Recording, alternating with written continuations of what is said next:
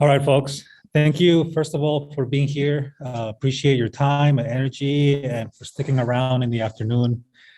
Full disclosure, Alonso and I are a little tired, but we'll do our best to lead a conversation and hopefully gather some feedback and make this more of a discussion-based approach to learning and engaging in this conversation.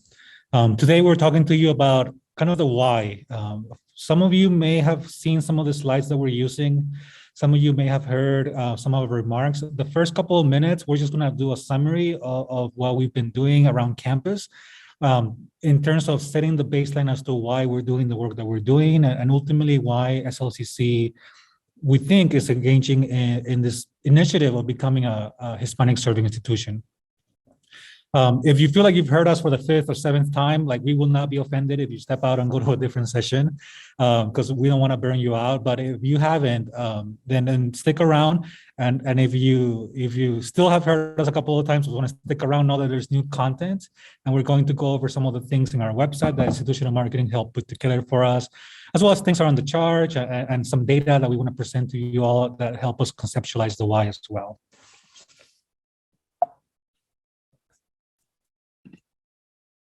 Okay, so baseline knowledge. So what is an HSI? I think by now, hopefully all of you know that it stands for Hispanic Serving Institution. Hopefully by now, all of you also are aware that in order for us to be classified as a Hispanic Serving Institution, one of the biggest metrics is enrollment. And so the federal government classifies HSIs as those that are enrolling 25% of their student body, and that student body identified as Hispanic.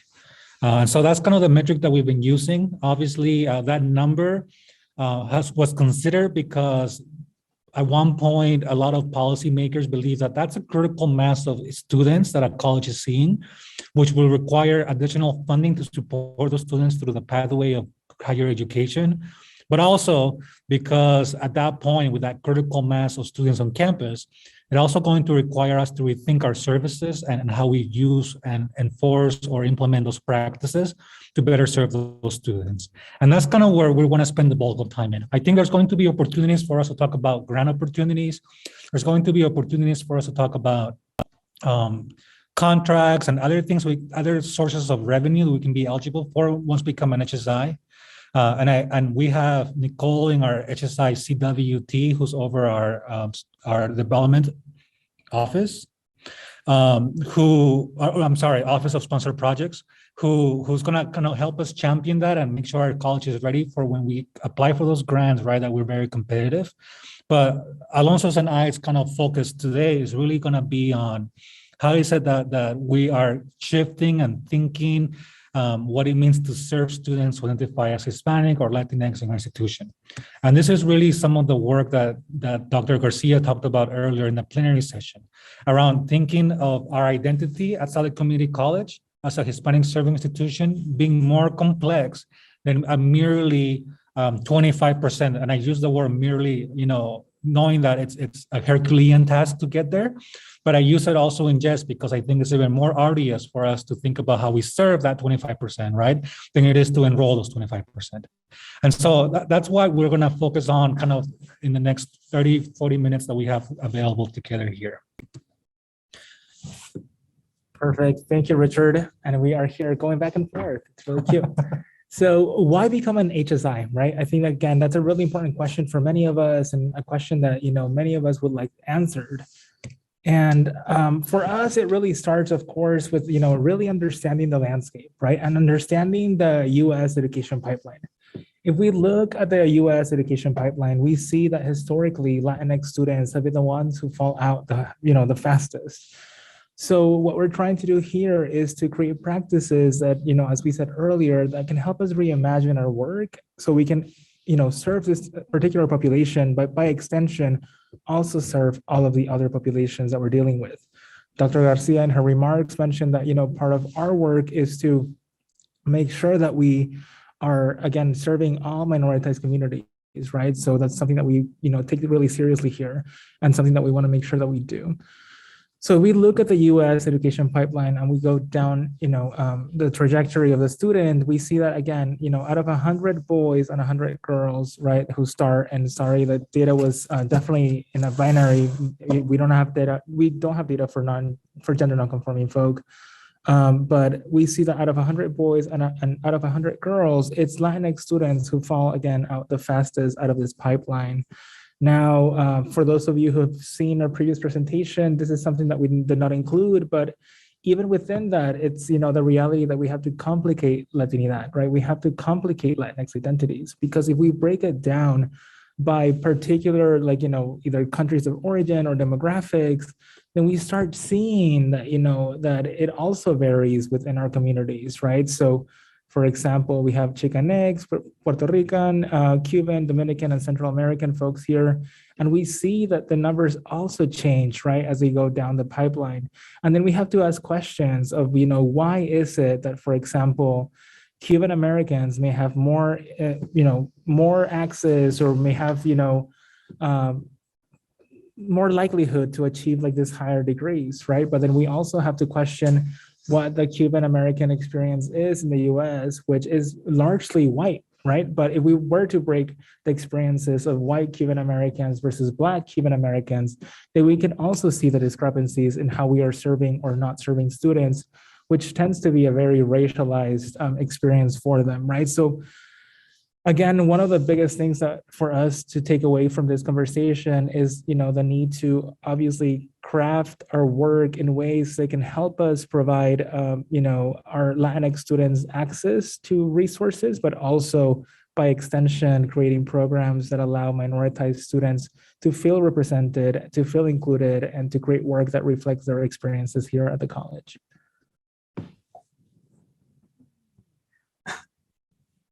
So many of you have seen this, so I won't spend too much time on it. And today we published new data that we're going to walk you through that explores kind of where we are in real time. But I mentioned this critical mass, right, of 25 that's given to us by the federal government to signify a large number of students that we need to serve, and then hopefully being competitive for funding to serve those students at a larger scale than we've been currently. We spent the morning thinking about our enrollment and where we are and how that's looking and some of the ups and downs that we've seen. But ultimately, in thinking about the why we're doing this work, it's because the students that we're serving, the students that we want to serve, they're here already. If you've been at the college for more than a year, I would even say, your first impressions of the college, hopefully you've felt that, you've seen this and you've seen this growth. And if you're faculty teaching a class at any of our campuses, particularly those campuses located more on the west side of Salt Lake, you're seeing those students in your classrooms. If you're staff and you're providing resources, or you're frontline, those students are coming to our campus and they're coming to our spaces, and we're serving them through our resources. You have seen some of this in our marketing. So the idea here is that we already are serving a large number of students from this particular demographic. The idea that we need to continue to move forward is how is it that we're serving them, and how do we know that what we're doing is effective in moving our needle forward in the goals that we have as an institution around completion, access, inclusion, equity, and so forth. And so we'll come back to this grabbing a little bit, and we'll show you kind of real numbers, and also hopefully ways in which you can be involved in this work and keep an eye on it, whether you're in marketing or whether you're in student affairs or business services. We hope that the data that you have available through our website will help you kind of conceptualize in your circle of influence what it is that we need to do to really embrace this idea of serving Hispanic students. And through that work, also being able to serve all underrepresented students and ultimately all students that come to Salt Lake Community College and the communities that we serve. I feel like the need to say this. It's not about necessarily at this point changing the vision that we have as a college or the mission that we have as an institution. It's about being intentional in what we're doing to be able to meet kind of this new identity that we're trying to embrace. Salt Lake Community College is your community college, is the first line of our mission statement as an institution. And I bolded here, your community college, because that means different things to different communities that we're serving. And I've said this before, and I'll say this again, but what does it mean when we're talking to folks from West Valley City, from Kearns, from Magna, from Rose Park, from Poplar Grove, from Glendale? What does it mean for us to go to those communities and say that we're their community college? So that would have different connotations, right? And so I think if we're going to lead out our mission statement with that particular statement, then we have this ethical responsibility to think about what that looks like for that neighborhood, for that community that we're serving. The other things that I bolded in our mission statement were engaging and supporting students, right? Because, you know, being intentional as an HSI to engage and support students ultimately looks different in that scenario. Knowing that many of our students that come from this demographic are not always prepared for college. We know they've been tracked into educational experiences that have not necessarily yielded college readiness. We know that many of them are working multiple jobs, come from low socioeconomic statuses. We know that many of them don't envision themselves as college materials. What does it mean to engage that demographic? And what does it mean for us to support that student, right?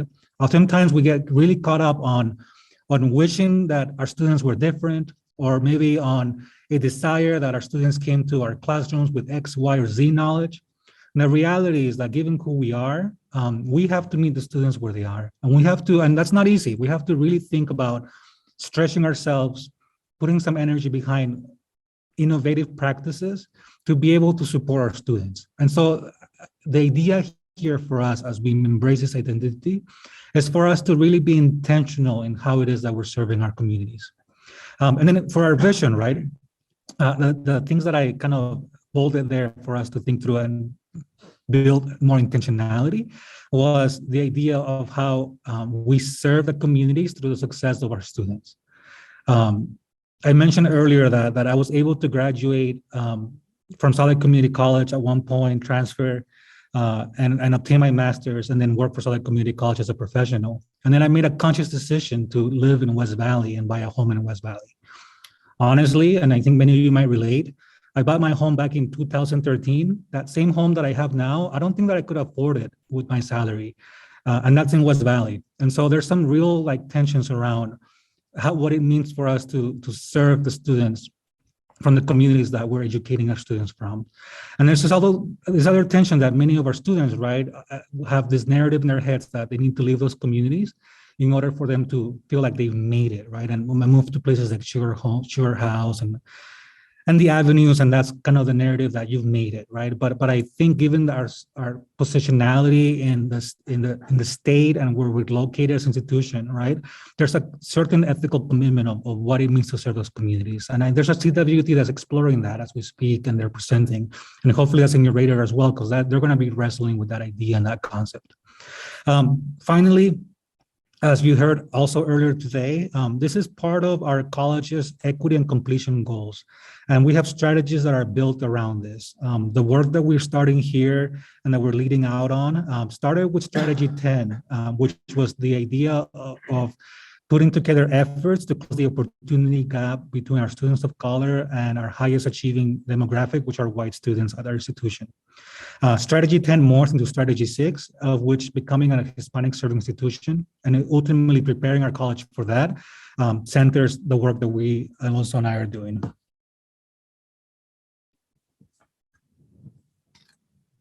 Perfect. So now we're going to walk you through an in-depth look at our CWT. So let me see if I can, well, it's going to take me to a website. So hold on just a sec. Perfect. Let me make sure I'm sharing the right screen. Share. Sweet. And let me move this bar and copy the link. Sweet. So many things to do here. Okay, perfect. So in the chat, I'm pasting the new URL for our website. So we officially have a website. Yay. So if you can all go, on there and help me, visit the website, we can go through it really quickly to kind of check it out and see what we are all about, what we're trying to do. Let me close the, I can't move can you all see the chat box on my screen or no? Are you all seeing just the website? I'll go ahead and assume just, let me see. Perfect. Okay, sorry. There we go. Technical difficulties. We're back. Sweet. So On our website, we have, a brief introduction about who we are and the mission of an HSI, right? I think that's going to be really important for us. We are looking at, some of the data that it makes us, or prepares us to becoming an HSI.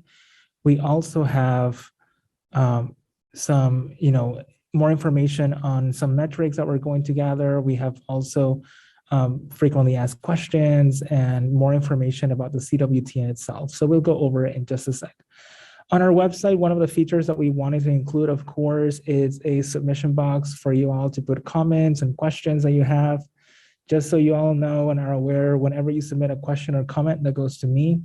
And then Richard and I will review it with the committee to make sure that, we are paying attention to the needs of, the community and also responding to whatever questions you may have, right? I think that's also really important. Of course, you may contact us directly, although some people prefer to submit some forms online. So you're welcome to do either or. Now, if you click throughout the website, then we have more information about what is an HSI, right? So we have information about what counts for the designations. We have some information on terminology that Jeff went over today, and Brenda has posted as well online. You're welcome to read those. And then if we look at our CWT, again, who we are, there's ways to stay connected, obviously, which is really exciting. And we want you to, if you're willing to help us in this work, obviously, in more than you're already doing with your departments and divisions, then you're welcome to, let us know, give us a nudge. And as we create subgroups and subcommittees of work, then you're welcome to join those as well, according to your interests and talents and expertise, right? So we're super excited for that. When we look at the charge, this is our goals for 2021, 2022, which might extend until next year as well, right? Given the pandemic and everything, we needed to kind of readjust our timeline. So establishing the emerging HSI CWT was our first one, and we are doing that already, so that's great. Developing and implementing a plan, a formalized plan to become an HSI, that's something that we are working on currently, right? So we of course have to outline the work that needs to be performed within the next 3 years. We also want to make sure that we tap into the literature that exists out there on HSIs. In particular, we are looking at, how to center, even more minoritized experiences within the Latinx community, right? So what does it look like to do this work and centering Blackness in our work, right? For instance, or centering the experiences of Asian Latinx folk, right? So we want to be really critical of the work that we're doing and also not take it at face value, but be really intentional about creating pathways and mechanisms that support our students at large and also minoritized students at large. We also need to provide recommendations regarding best practices for serving Latinx students through identity and culture enhancing programs, services, and actions. That's really important to us as well, of course. What does it mean to reimagine our practices, to reshift our attention, to create, programs or implement programs that respond to the needs of our students, right? I mean, sometimes we just get so caught up on the group of things, so we just do programming because we need to do the same programming every year. But what does it look like to be really intentional about, reflecting on what our students want and need to be able to provide them with that information? Also, of course, we want to work really closely with the Office of Data Science and Analytics to assess our institutional practices. What does it look like to create metrics that work for us? I don't know how many of you have read the book already. If you haven't, again, we mentioned earlier that you can get it from your supervisors or from your directors or departments, excuse me. But we also have some copies available, and we have the book online available at the library that you have to use your SLCC credentials to access. But again, in this book, Gina Garcia questions the metrics that we use in higher ed traditionally, right? For example, we use, of course, graduation rates, and we use enrollment and, FTE counts. But what does it mean to create metrics of success that are culturally relevant, right? And I think that's a really good question. And that's something that we can help think about within our own units and divisions and say, what are some metrics that we could be working towards to ensure that we're serving this population correctly and that we can measure that, right? So be thinking of that. Also, we want to join associations such as HACU, as Gina mentioned, and also Hispanic Serving Institution Educators, or the Alliance. that's going to be really important for us too, to like, again, learn even more best practices, sort of what are our colleagues doing, and also how are we leading work that maybe our peers are not doing yet, right? I think that's also really important for us to consider and question. Also, we want to support vice presidents, and act in an advisory capacity. Of course, given the fact that we are made up of campus-wide folks and partners, we want to make sure that we take, whatever we're learning at the committee and implementing change in a large scope, right? We're trying to make sure that we do institutional change, and not just focus within our own small circles of influence, right? So that's going to be really important, of course. And we want to, of course, engage with stakeholders. That includes students, alumni, people, staff, faculty, admin. And we also want to maintain internal communication, which we have been doing through SLCC today and also through other means, right? So now we have our website up. We have the membership here. You may take a look at that as well, obviously. Then, as I was mentioning earlier, we're taking a look at our strategic metrics, and that's something that we want to make sure that we are, taking into account. Of course, most of these metrics are already part of the metrics that we use to report our, progress and success for the institution, right? That includes, of course, increased student completion, includes improved transfer and articulation. It includes align with and respond to workforce needs. But nonetheless, again, we have to start thinking, and we will, of new metrics that we can use to be able to really capture the experiences of our students and measure success in a way that's culturally relevant and not just traditional, right? So that's going to be really important for us. We also have, I forgot to mention, so this Stay Connected button, it doesn't lead you to the form, but it leads you to our SharePoint. We'll be more clear about that. So if you click on that, you'll be able to see our SharePoint where we share our minutes from all of our meetings. You'll also get a chance to see a lot of information that we have here, including the charge, including our membership. So please, if you have any questions about what we're doing as a CWT, you're able to access that information through our website. Sweet. Let me go back to the PowerPoint. We're doing it. Give us 1 second. Transitions. Okay, cool. And let me drop a link right here. Do you want to go to those? Sure. Okay, perfect.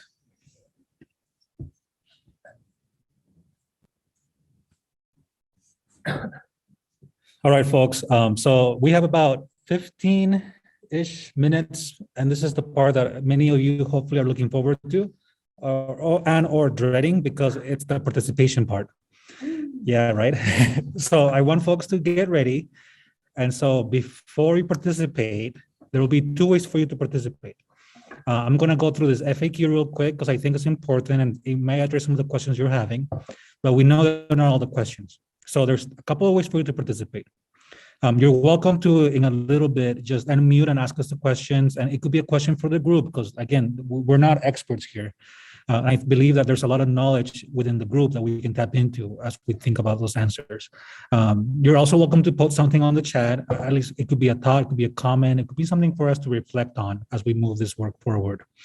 Alonso also pretty soon will introduce a Jamf board concept, which is another way for you to participate. That's a little more private per se and anonymously, and that's another option for you to provide some feedback and kind of share out what you're thinking.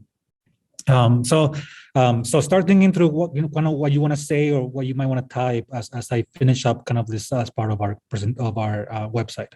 But essentially, what we started doing as a committee is we started kind of thinking about what were some of those frequently asked questions that we're receiving as we engage in this work. And I think there's no such thing as a wrong question. So we wanted to make sure we started creating an archive that can help shepherd our college through this transition. And so we've kind of addressed this first question, but I think it's a common one around the differences between a Hispanic student and a Latinx student. And it links to Brenda's blog, as Alonso said earlier. And just know that the language is always evolving, right? And ultimately, language can also be an act of resistance. And so we can explore kind of those concepts later on more, as particularly the tensions around Latinx and how some folks might feel within our community around that term or not term. Just today, we were talking to the LGBTQ plus steering committee and had a really good conversation around the X in Latinx and gender fluidity, but also gender inclusivity that comes around with some of the terms in the Spanish language. We have a brief kind of why does SLCC want to become an HSI, and ultimately aligning it to our goals, values, our mission, and our intention behind serving students. This one is something that we don't often talk about, but I think a lot of folks are thinking through is, does becoming an HSI only benefit Hispanic students? And I think that's one where we can branch off and have a larger discussion on. But essentially, even when and if we get funding to associated with the designation, the funding is not exclusive to Hispanic students. Certainly, it's meant to support students who identify as Hispanic or Latino or Latinx, but it also includes other demographics as well. And in fact, many of our sister colleges who are successful in receiving those grants are serving underrepresented students who have funding. The biggest condition is that there's a constituent of students who identify as Latino in those programs. And when we think about what we have already, so think about a program that's close to our department, it's Summer Bridge. It's one of our newer initiatives here at the college. You heard Kino talk about it, and some students earlier mentioned it in their remarks. We're not exclusively serving Hispanic students, but by the nature of our demographics in the county and Solid School District and Granite School District, a good chunk of those students indeed identify as Latino, but not everyone, right? There's students from all demographics in that program. That's kind of the spirit behind this. That funding is very much soft, so it's not hard funding dollars that we're using to create the Summer Bridge. But perhaps in a near future, we can receive funding from the federal government to be able to infuse it into a program like that will continue to support all students, but we'll have an emphasis on Latino students just given the source of the funding, just like we do right now currently with the work that we're doing. And so with everything, right, there's also the argument that if we're able to support Hispanic students and figure out how we serve this demographic, then we can serve other demographics as well, since there's a lot of similarities in the experiences that they're having. The other thing to point out loud as well is that the complexity of the Hispanic Latino identity is such that many of our students are multidimensional, and there's a lot of intersectionality in those identities. It's not uncommon for Hispanic students to identify with more than one race, right? Or to have a more stronger affiliation to our indigenous kind of connections with the earth and our cultures. It's not unusual for Hispanic students to also be part of the LGBTQ plus community, to be first gen, to come from low-income families.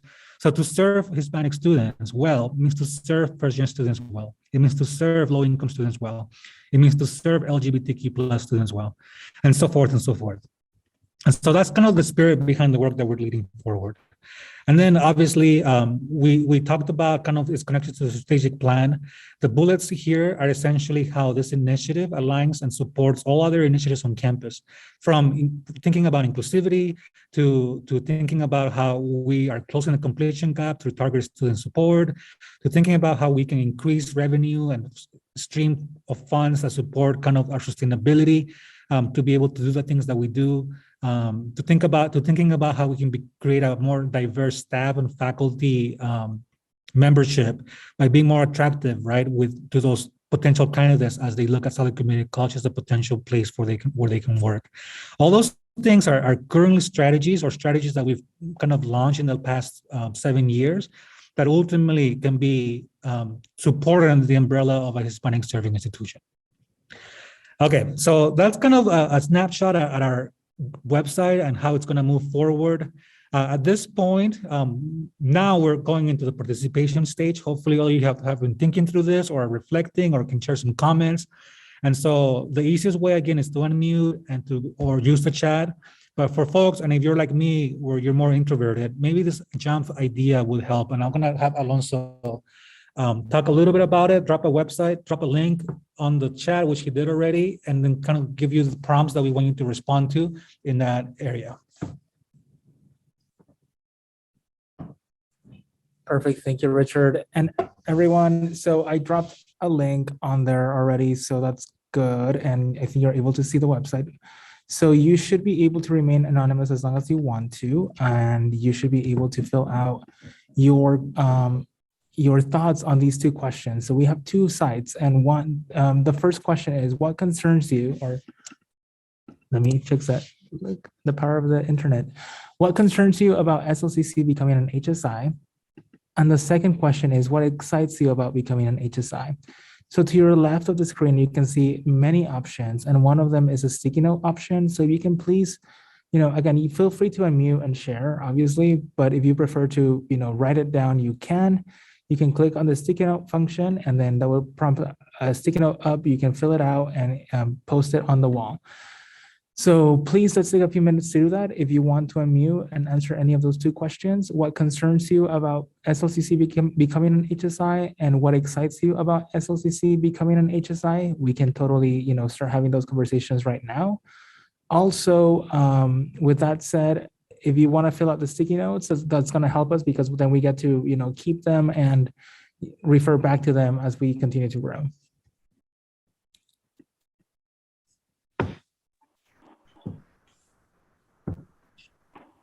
Hey, can anyone hear me? Yes, we can.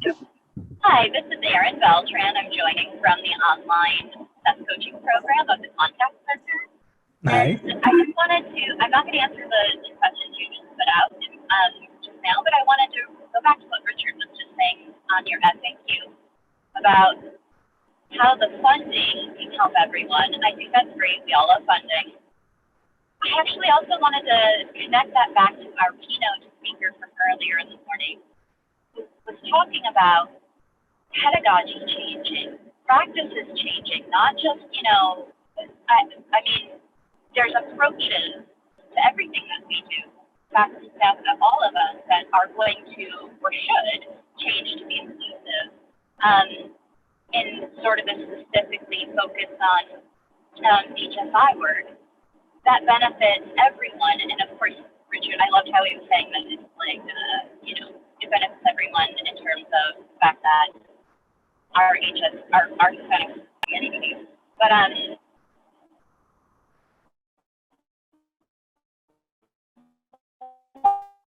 so than that, I wanted to say that don't identify groups. When we change our approaches, when we change our pedagogy, etc., we're going to benefit everyone in an educational experience. Everyone's perspective can be broadened.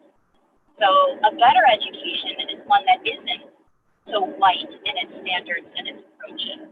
A better education is inclusive overall, and so when we work on this, pedagogically, et cetera, we're going to be including everyone else's lived experiences and identities, but also helping students who don't identify as such to understand the world around them that we all inhabit together, and to learn more. I'm really excited about it. Absolutely. Thank you. And that's one of the things that we often talk about, right? Like, for example, even Chelsea at her, spoken word pieces, she mentioned that she didn't really read a book by a Latinx author until, she was in college, right? Or maybe this wasn't in conversations after, but that's a reality for many of our students, right? That they don't actually get to see scholars or intellectuals, academics, performers, artists that reflect their experiences until either college or not even in college sometimes, which is really awful, right? So what would it look like to, again, center the experiences of minoritized folks and revisit our curriculums to make sure that we are not just including a diversity week in our syllabi, but really intentionally, building syllabi from the ground up that intentionally include, scholarship written by and for, POC, and also critical takes on all of the subjects that we may teach here at the college, right? And I think that it is possible. And of course, there's academic freedom within all of this, right? But I think that many people would find a lot of interest in diversifying their courses, obviously, and we know that students respond really well to this, right? There is a lot of data out there that suggests that students who learn about their own cultures and backgrounds, or from minoritized communities, are either feel reflected in the curriculum, and if not, learn a great deal of new knowledge that had not been accessible to them before, because high schools are already not doing that, right? So we learn a lot from high schools, and when we get to college, we want thirst of knowledge for more and new information. So again, I think, to your point, Erin, I think that's brilliant. But yes, this requires us to like fully shift our practices and fully shift our perspectives on how we approach our work. And I like to be practical and share examples. And to your point, Erin, too, and let me share an example from my own office around how this work benefits everyone, right? I'm particularly going to focus in on kind of our white students in this particular example, but our office, in particularly the office that handles orientations for the college, it's very diverse in terms of the students that we hire. And the majority of our students are students of color, but obviously we don't exclude any student from who's eligible for the job to receive the job, right? And so maybe 2 years ago, I think we hired a student named Eric, who identified as part of the white community, to participate, to kind of join our office. And at first there was this culture shock around just being surrounded by people who didn't look like him. He graduated from SLCC. He's now at the U. I still keep in contact with him. And he, to this day, sometimes we go to dinner or whatever. And he tells me how thankful he is for that experience that Solid Community College gave him, and the experience that we provided for him in this office, because it helped open his eyes to the realities of our society, right? Through those conversations he was having with his peers, through being challenged around his perspectives, right? The way he grew up is not the same kind of norms for everyone in our state. He became a more kind of inclusive and diverse kind of a person in terms of his way of thinking, which currently as a communications major is serving him really well. And he's about to graduate this spring, invited me to his commencement thing, and really is thankful for the experiences and the learning that happened that was as diverse as the students that we're serving, both in and outside the classroom. And so that's just a small way in which this work really is serving all students, and doing this and continuing to do this has positive implications for all the students, staff, and faculty that essentially are part of Solid Community College.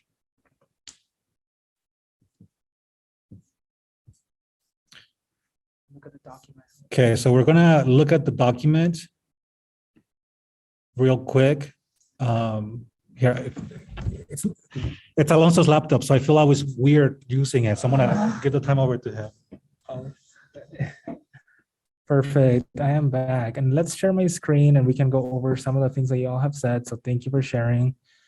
Perfect. So what concerns you about SLCC becoming an HSI? So, some people are looking forward to it and looking forward to a much more inclusive environment. That's awesome. I don't think about this issue much, and I am unsure how I'm supposed to integrate HSI into my job. That's a really good question, right? I think a lot of people are wondering, how do we do this, right? Or what does it mean to become an HSI, and how to integrate it to my actual day-to-day practices, right? And again, I think it's a conscious shift that we have to make to say, okay, let's reflect on the work that we're doing, let's reevaluate the work that we're doing, and let's find ways to make it, either more centric of the experiences of students who are minoritized in our communities, or pick up best practices that maybe our peers are doing at other schools to, be able to provide, that particular type of support for our students, right? So to give you more examples on this, for instance, some departments are, wondering if we should change our voicemails to include, maybe different languages. That would be an easy undertaking, right? If you were to make sure that you have an option too for a message in Spanish, right? Now the challenge becomes what happens when you have a voicemail option in Spanish, but no people in your department who speak Spanish who can assist a student in that language, right? So then maybe we start reflecting our hiring practices and say, okay, do we need to maybe put preference for someone who either speaks Spanish, or put preference for someone to bring someone on board in our team who speaks a language maybe that's widely spoken within our communities? Because again, it's not only about Spanish language, it could be French, it could be Portuguese, it could be Creole, and within our communities here in Salt Lake City, we can also say it can be Vietnamese, Cambodian, whatever it might be, right? Tongan, Samoan. So we are making sure that at least we are changing our practices to be much more mindful and inclusive of people who speak maybe other languages other than English, right? So I'm worried about the prevalence of the white savior complex at SLCC, and that's also something that we need to like check ourselves on, right? And Gina Garcia said it perfectly, right? She says that even we as people of color can internalize kind of, that mentality, right? Because ultimately it's an ideology that we have been exposed to most of our lives. So maybe many of us, even who are people of color, may embody that kind of approach to our work, right? Which is, reinforced by whiteness.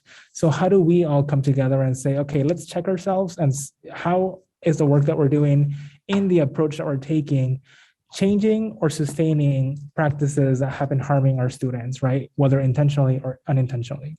And I know that we're out of time, y'all. So thank you so much. We have record of, what excites you and also what concerns you have. We'll read through them and trust that we'll bring them up to our next CWT meetings and also find a really good way to report back to you all. So thank you all so much again for being here. Richard, do you want to close us off? Thank you, everyone.